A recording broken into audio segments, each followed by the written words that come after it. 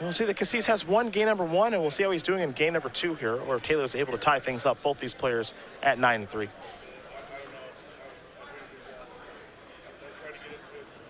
And Ely without access to his graveyard, and because of the recipes, and unlike Gerard's deck, which has access to Abrupt Decay, enchantments are a bit of a hole in the armor for Kassis' deck. Not easy to get off the table. And for a deck that does cast Treasure Cruise so easily, this sure does mess things up.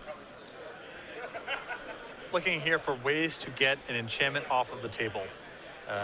If it's blue or red, Hydroblast or Pyroblast work, but that's not a starter here. He does have 1 copy of Recoil, so he has a temporary reprieve if he brought in Recoil, which against a prison deck I have to imagine he did. And then past that, they're just sort of in play. They can be countered or Cabal Therapy away beforehand, but he's just going to have to try to play through it. Here's a copy of Gataxian Probe. Tommy Reinforcements, Ghostly Prison, and Batterskull. A nice mishmash of cards there. Really powerful anti-beatdown hand. Makes you wonder what Joshua saw, because this type of hand is really good against a percentage of Ely's draws and kind of nonsense against another portion of it. It feels like perhaps Ely got the job done very easily game 1 with Young Pyromancer. Potentially, yeah. Because Timely Reinforcements against Ely's deck that's the smoking gun that Joshua saw a lot of aggression. Here is a Ponder.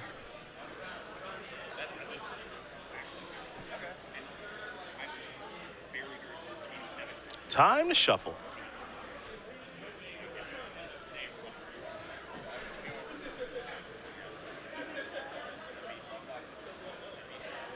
I'll see what Ely Kassis' mystery card is. Looks like there's a copy of Young Pyromancer. And he will Lightning Bolt the Stoneforge Mystic. So a very nice turn there for Kassis. Very fluid, as we do head Taylor's way. Caracas the draw. There is a land. This man who can just put a Batterskull into play. Can't stop him. You see him kind of shrug his shoulders, says, sure, how about I cast this? I have to take 4 to do so. Batterskull can recoup it pretty fast, though. Indeed. You know it's a combo? You know it's really good deck building? Ancient Tomb Timely Reinforcements. That is really nice. That is good deck building. Turn 2 Timely Reinforcements and guarantee that you're behind on the life total. I like that.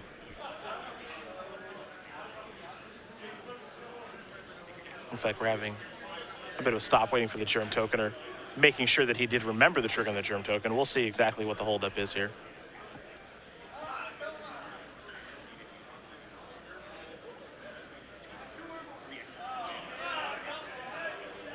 The Living Weapon token. The Living Weapon is a trigger after all, so it is something that you do have to remember.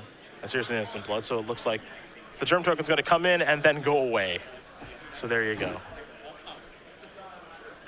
And now passing the turn there from Kassis.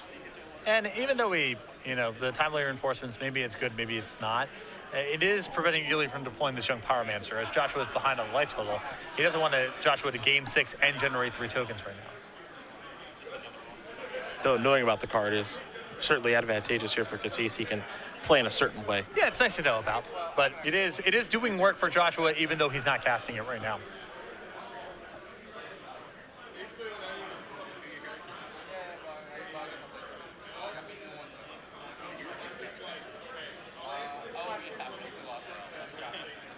Taylor going to go reaching for some more mana here. He can make plenty of it. 2 copies of Ghostly Prison and Tommy Reinforcements in hand. Yeah, you can see he's contemplating, he can go ahead and cast Ghostly Prison, return the Batterskull, redeploy Batterskull, but it's a lot of damage to take. It really is. He's just going to cast Tommy Reinforcements now.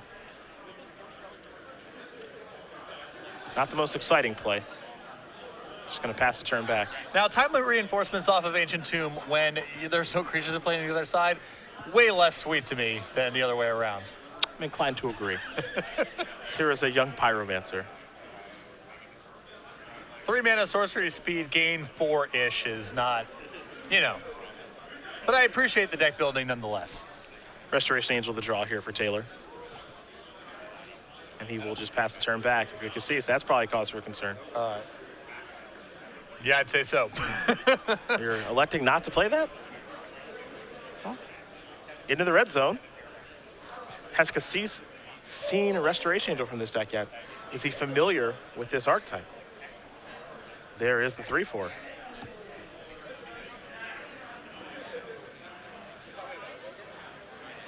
I'm not quite sure he has an answer to this. Well, if Joshua goes ahead and blocks, he can bolt before damage, get a token, and trade. But that's not a good exchange of resources, especially when the Batter Skull is looming. There's the exchange. Kassis does get an elemental token. And all you can do is pass the turn back over to Taylor. So Restoration Angel proven to be valuable there. Sphere of Resistance to draw there for Taylor to go along with his Batter Skull and 2 copies of Ghostly Prison. But those 2 Ancient Tombs, though they're providing a lot of mana, are being rather painful. Are you willing to go down to 6? I mean, Ely just cast a bolt. But I think the upside of getting Batter Skull to connect once is too high.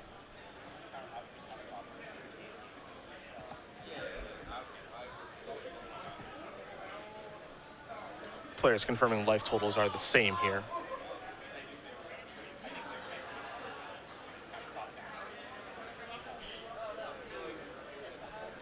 Rest in Peace is really rough on Ely's deck. It really is. No 2 ways about it. It seems like one of the best tools against what he's doing. Snapcaster Mage, Treasure Cruise. Very challenging for him to get it off the table. And it's not like Blue-Red Delver that can run so resource light that even if Treasure Cruise is shut off, they can still play just with 1 mana creatures and 1 mana cantrips. Ely's deck is really leaning on Treasure Cruise to shift from the first stage of the game to the second stage of the game. Well, here's Batter Skull. And that will resolve.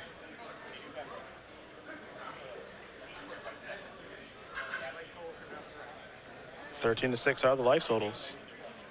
And we're going back Taylor's way. Looks like Umezawa's Chite has been picked up.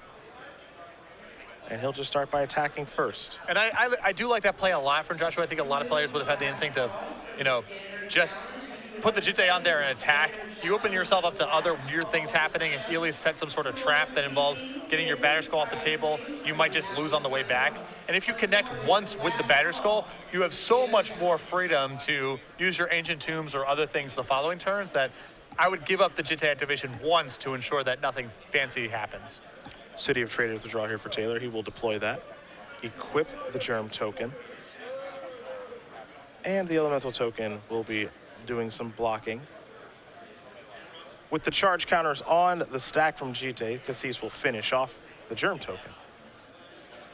So a smart play there from Ely.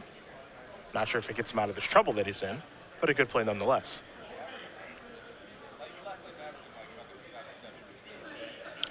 Baleful Strix, perhaps. Yes, a little cantrip action.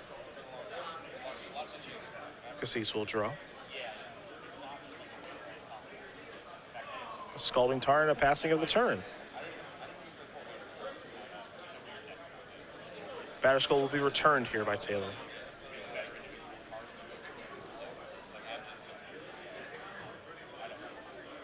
Josh at 12, Kassis at 9. Caracas the draw. You know what card is not that bad against Joshua's deck? Dak Faden. I think it's actively good. I think there's some stuff to steal. Yes. There are some nice things in play currently to steal. Oh, yeah. There's just one in the main deck, and I had to imagine it's still in the sideboard somewhere. Or still in the deck now. Not boarded out. Here's a Brainstorm.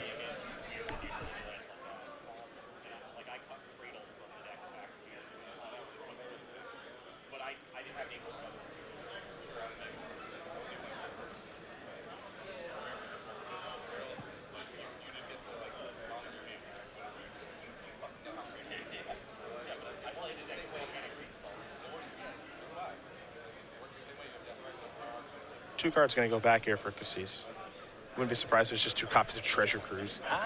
I mean, he's getting pretty close to being able to hardcast him, but Yeah, 8 mana for 3 cards. Is that a good deal? I haven't seen it yet. No? I think the most I've seen someone play for a Treasure Cruise thus far is 5 mana. Which, you know what, is still fine in standard level formats. There are worse things. So the Umezawa's GT counter, take care of the Baleful Strix, and equip here on the Germ token, and a pump. Will be 6 damage that comes across. GT will go back up to 2. Taylor going to gain a bunch of life because he's going to take some damage. And Joshua going to play a Sphere of Resistance. Looks like he'll deploy a Wasteland. He'll also lose his City of Traders here as well, as he did play a land for the turn. So we'll make sure that exits the battlefield.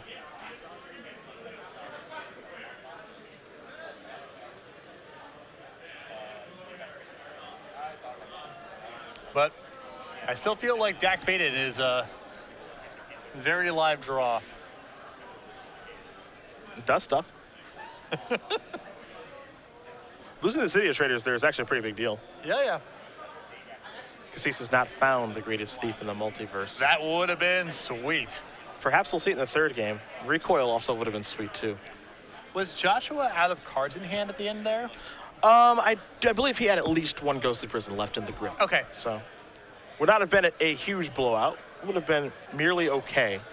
But I can promise you he's not playing around Recoil. No. Because no one's playing around Recoil. Yeah, I mean, I've even lost my skills, and that used to be a thing that you had to do back in the day. Oh, yeah. 1 Recoil in case he's a sideboard. Perhaps we'll see it show up here for game number 3, as Joshua Taylor does win game number 2. Grixis control Angel Prison, getting ready for the final game of the match. Well, Kassis definitely brought in the recoil. I saw it as he was going through his deck, and I'm not exactly sure what he's trying to be with that card, but against Joshua's deck that's filled with a lot of expensive, problematic permanents, seems excellent. And both these players bringing innovative decks to the tournament.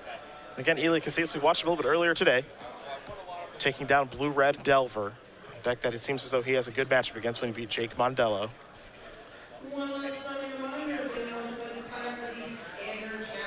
And for Taylor, we had a deck tech with him, so if you guys haven't been to our coverage page yet to check out the deck tech that he did with Andrew Shroud, be sure to do that. Find out more about this Angel Prison deck that he is 9-3 with. A deck that Gerard Fabiano has been a big fan of and has written about on the select side of Star City Games. I am all about playing Ghostly Prison in this format right now. You are a pretty big fan right now. I am. It's good against a lot of stuff. I'm not a Ghostly Prison guy. Not for me. Paul Heyman guy, not a Ghostly Prison guy though. I just don't like that they can just ignore it by paying 2. Sure, but against some of those decks, they can't really ignore it because they can't really pay 2. Blue-Red Delver, it's not like they can just pay 2. That they're a little mana light. Here's a Gataxian Probe. So we'll get a good look at Joshua Taylor's hand. There's a Wasteland there, a Mox Diamond. So there's a copy of Rest in Peace, multiple copies of Wasteland. So interesting hand here. This could be tough for Ely in a number of respects. He can just get Wastelanded out of this game, potentially, or a turn 1 Rest in Peace may shut off too much of his hand. I do wonder if Ely perhaps moved some number of Treasure Cruises out of his deck. Yeah, he's got 5 total card drawers in that space. He's got 4 Treasure Cruises and 1 Dig Through Time, and he may have hedged a little bit by getting rid of some of it. Kassis will pass the turn back over to Taylor. Taylor's draw for the turn, a copy of Baneslayer Angel.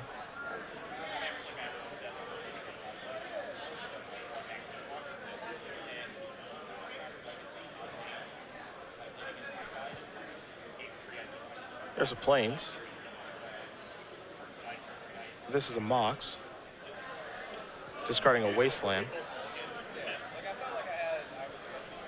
This is a Chalice of the Void for 1. Will Also, this resolve? Quite good against Ely's deck. Oh, yeah. Kassis is going to brainstorm. 3 cards coming. Lightning Bolt, Brainstorm looks like a Taxing Probe among them. Just a bunch of 1-mana spells. Oh, boy.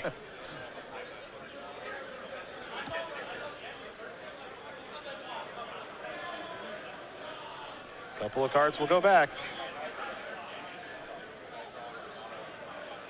It looks like Chalice is in. This could get ugly. Kassis will draw a 1-mana spell and ponder. Play a Scalding Tarn. He gets to at least shuffle one of his 1-mana spells, so that's something, but you can look at that hand and know, this is not the opening Ely's deck wants to see. There is 1 copy of Smash Smithereens in the sideboard, along with the 1 copy of Recoil, so it's not in the game forever necessarily, but Ely's hand right now not equipped to fight through this. Stoneforge Mystic will be cast. It's resolving. Battered Skull is going to be going to the grip. That'll be Taylor's turn, as Kassis will sacrifice a Scalding Tarn. Doesn't want to draw another 1-mana spell that he put back with Brainstorm. And we'll see what land he wants to search up here. If he can search it with basic, I imagine he would want to do so, thanks to the Wasteland that's in play, but he's got to get a Volcanic Island. Or does he? Yeah, this is tough because there's no other basics for him to search for. He does have a mountain. He has a mountain in his sideboard. Yeah. Okay, sure. Didn't see that coming, did you? No, I did not. I was looking at the deck list naturally, looking for the basics. Didn't see a mountain there. Was wondering what was up. The sideboard, naturally, where the mountain belongs. Smash to Smithereens unlocks the grip. We're allowed to play Magic again. That's huge. Now, Ely's hand definitely ready to go. A Force of Will to draw. This will probably be a Lightning Bolt to get Stoneforge off of the table. Oh, he's playing Magic again now. There's a Baleful Strix too. Passing of the turn. Josh draws, looks like a copy of Wrath of God. There's an Ancient Tomb. Perhaps this will be a Rest in Peace. Judge Sam Nathanson, to the game on stage, please. Judge Sam Nathanson, to the game on stage. Thank you. Yes, it will.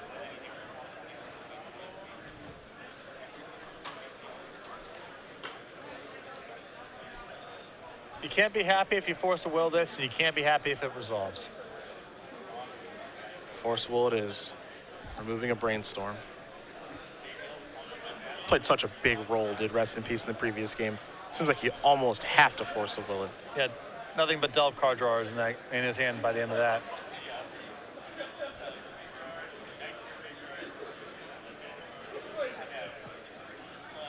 And that's what stings so much of your Joshua. You feel like if he does not have Treasure Cruise and can't resolve it, he's just so low on resources that I'll be able to overpower him. And if he is able to Treasure Cruise, it could be really bad. The Taxing Probe will show you a hand with Battered Skull, Wrath of God, and Baneslayer Angel. 1 mana away from those 5 mana spells. A Cobblade standard opening hand.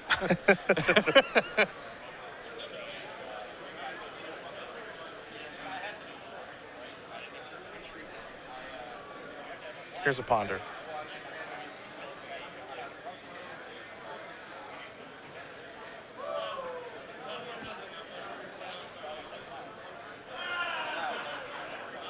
I mean, he can go very aggressive attacking at Ely's hand if that's a Cabal Therapy there.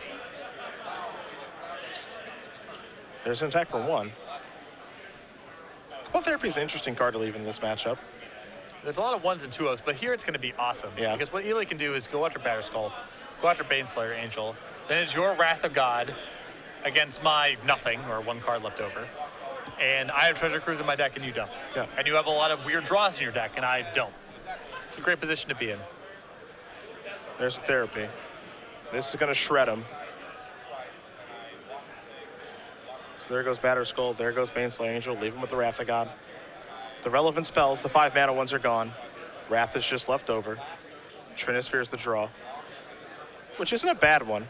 Trinivere is not shabby. It does make Joshua, it makes Ely play on Joshua's terms. It means that Ely can't really go off chaining together multiple cantrips in the same turn. Though Treasure Cruise, greater than sign Trinisphere due to Delve. Nice. One of the few ways that you can work through Trinisphere. You see, Ely knows it right away. It's very obscure in that regard. This is not the first time this man has played against Trinisphere. That's correct. Typically, Trinisphere greater than all. But not with Delve. Kassis will pass the turn back. Taylor will draw. It's a Plains. A poor draw for him. Kassis will sacrifice his Pluto Delta. And a lot of his draws are poor at this stage. That's the problem. You can see why it was so important for him to get Rest in Peace in play, because once Ely is able to chain together these card drawers, just the quality of the draw sets between the two players, they're way different. Dig Through Time, working its way past Trinisphere as well. These Delve cards stink. Yep. They stink, I say. Not really that powerful. Hard to imagine them getting played over Ancestral Visions. Oh, wait a minute. That's just not how that What are you played out. talking about there? That's just not how that played out. I think you're speaking nonsense.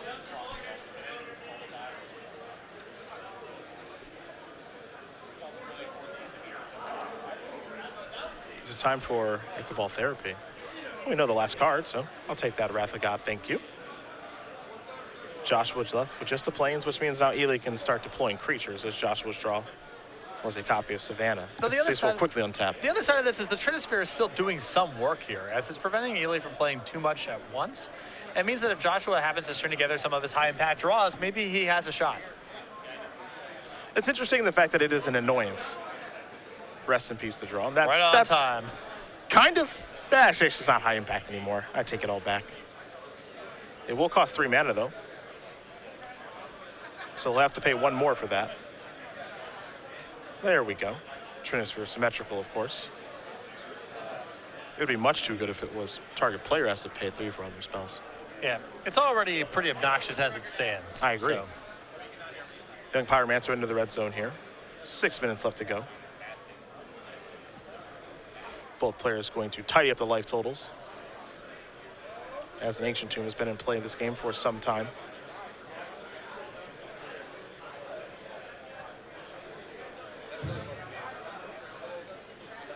Attention Magic players, Michael Steele. Taylor going to draw another copy of Trinisphere. Michael Steele, command on stage. Thank you. And this can be the problem with these prison strategies, as here's a Snapcaster Mage at the end of turn. If you don't draw the cards in the right order, it can be bad for you. once you get to this stage of the game, and you're playing your draw steps against theirs, you have a few cards in your deck that matter, and your opponent has all their cards still mattering. Copy of Ghostly Prison. Kassis may care about this, he may not. He'll sacrifice his calling turn. Looks like we'll see a hard cast Force of Will. Yeah.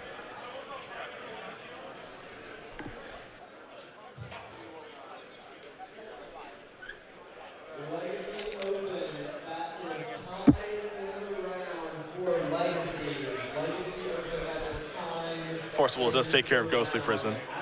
Here's an attack for 5. Taylor's going to go down to 3, and that is a lightning bolt to get the job done. Ely Kassis will win this match here over Joshua Taylor. 2 games to 1. Grits' control will take care of Angel Prison.